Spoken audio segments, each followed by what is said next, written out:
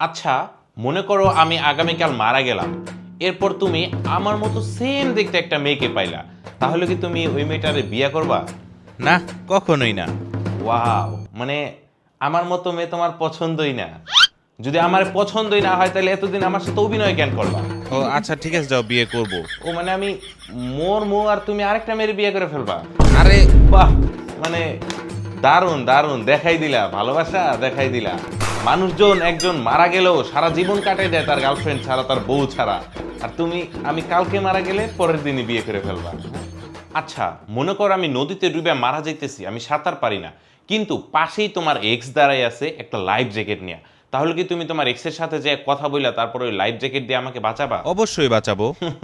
বাঁচানোটা তো জাস্ট একটা বাহানা তোমার, মানে মেন কারণ হচ্ছে তোমার এক্সের সাথে তুমি কথা বলতে পারবা, ওই যে একটা সুযোগ পাইলা না, এই জন্য মানে তুমি যে এটা আনবা, তাই তো? আরে, আচ্ছা যাও, বাঁচাবো না। ও মানে তুমি আমার বাঁচাইবাই না? মানে আমি যাতে মরে যাই তারপর তোমরা দুজন মিলে আবার সংসার করতে পারো, বিয়া করে নতুন একটা সুন্দর সংসার হবো, তাই না? মানে কি? এটাই তো চাও, এর লেগে তো আমার বাঁচাইতে চাও না। আচ্ছা, মনে করো পৃথিবীর সবচেয়ে সুন্দরী মেয়ে তোমারে প্রপোজ করলো, তাহলে কি তুমি আমারে ছাইরা সেই মেয়ের কাছে যাবা? না, কখনোই যাব না।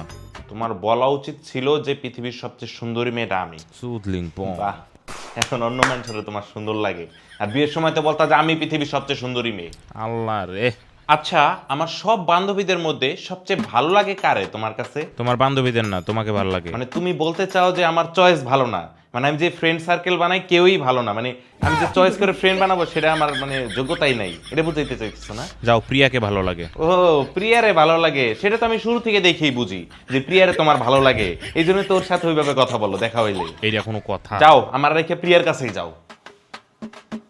আচ্ছা, তুমি আমার বিয়ে করছো কি কারণে? মানে বিয়ের আগে যখন আমার দেখছো বা আমাদের বাসায় গেছো, তখন এমন কি দেখে তোমার আমাকে পছন্দ হয়েছে?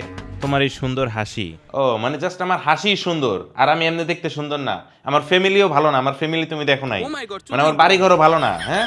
আমরা ফকির, ফকিরের পুত। হ্যাঁ বেবি, কই তুমি?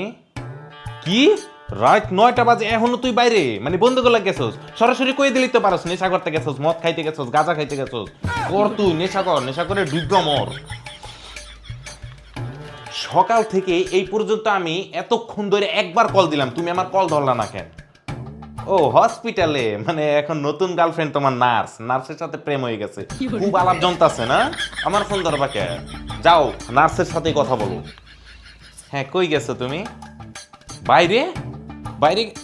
ও, 4টা বাজে, একদম পারফেক্ট টাইম, মানে গার্লস স্কুল ছুটি দিছে, গেছো তোমার ওই যে বন্ধুকে লাগে না মেয়ে দেখতে লিগা? ব্যাস হইছে, তুমি আর বাহানা দিও না, আমি বুঝছি তোমার বাড়ির মানুষ কতটুকু অসুস্থ সুস্থ থাকে, ফোন রাখো। কি, তুমি বন্ধুগুলোকে বেরিয়েছো? তোমার না একবার কইছি বন্ধুগুলোকে বেরিয়েবে না? আর তো পোলা হইছে তো কি হইছে, এখনকার অধিকাংশ পোলাই গে হয়, আর তোমার যে বন্ধু বান্ধব এটা তো দেখলেই মনে হয় গে। না, আমি রাগ হবো কেন? মানে ইদানিং মনে হইতেছে যে আমি তোমার কাছে একটা বোঝ হয়ে গেছি, তাই না?